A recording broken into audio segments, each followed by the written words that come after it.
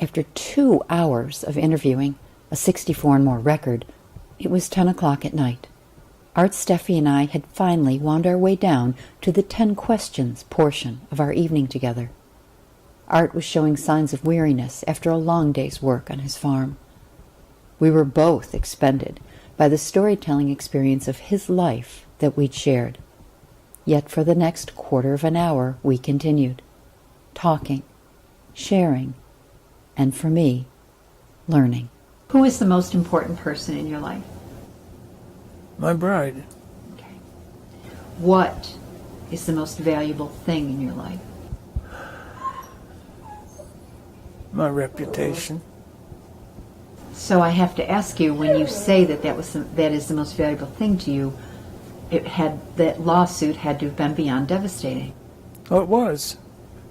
It was the worst possible thing that could have happened to me. Did it challenge the way you thought about yourself at all? I don't think so. It's just that it was a constant battle. It didn't stop me from doing it.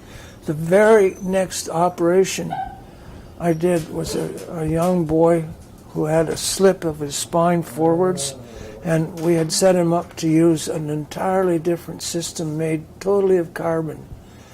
Up to this time, we had used everything made of titanium or stainless steel. Okay. And I built this totally invisible on an X-ray piece of equipment to go in his spine made of carbon. And I went to him and I said, you saw the program. We're under the gun. What we're going to do for your spine with tomorrow has never been done before. Nobody's ever put carbon plates and screws in anybody's bone of any place. Are you still game to do it? You go right ahead. I'm ready to go. That was the way we did everything afterwards. The lawsuit didn't stop us from doing anything. We just kept right on going. But were you ever afraid to go forward? Like to think that you were going to put something in someone's body that had never been done before? What if it rejected? What if it was a problem?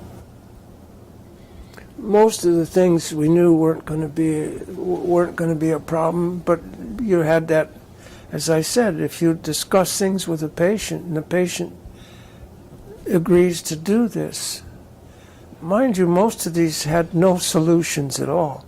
When you have a person coming to you and their 12th thoracic vertebra is full of tumor, cancer, and it's collapsed down and pinching off the cord and they're becoming paralyzed, you say, well, we can take that out and put a brand new one in there. It's an artificial one.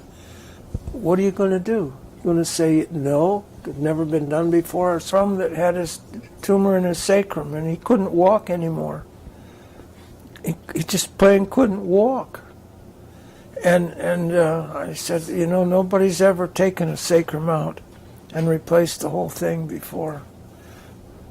I'm willing to try it. If you're willing to try it, I happen to have the place that'll build it for you. All I had to do was go. We had a great machinist there.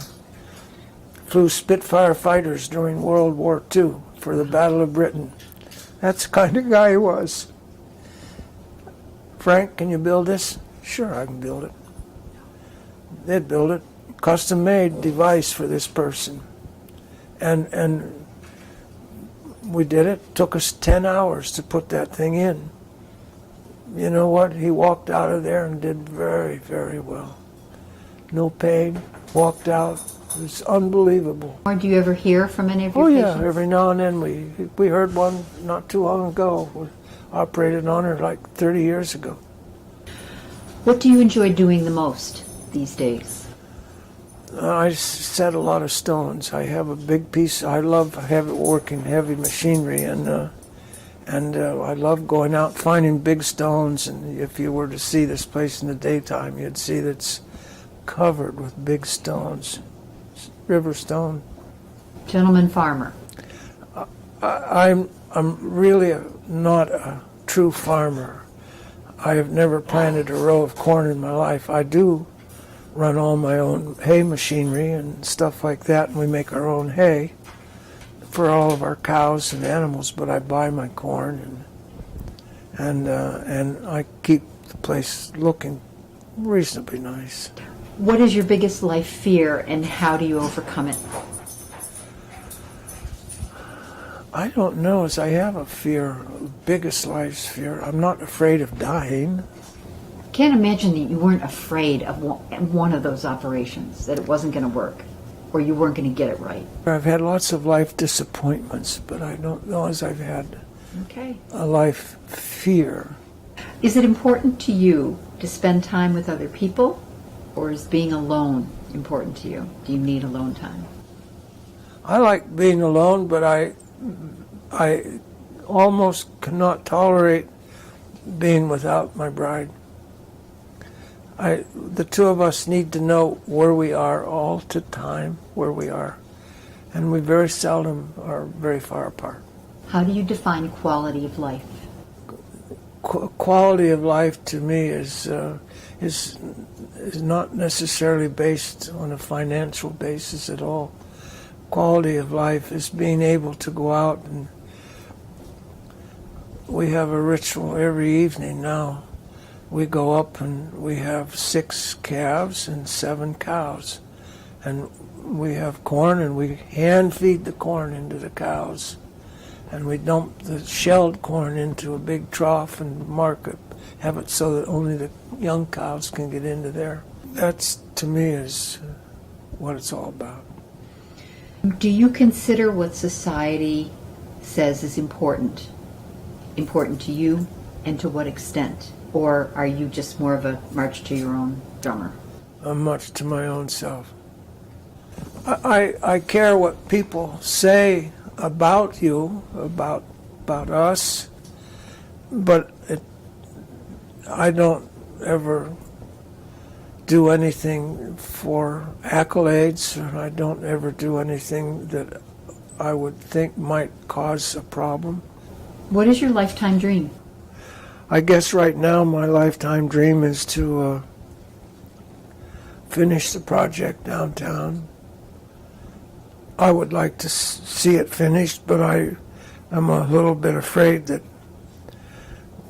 we won't be able to see it completely finished, but I'm convinced somebody will someday take it to what it's capable of being. But I'm proud that I live in this little tiny town of Foxburg. And you're making it better. Trying. Remember, make some difference. Right, make a difference.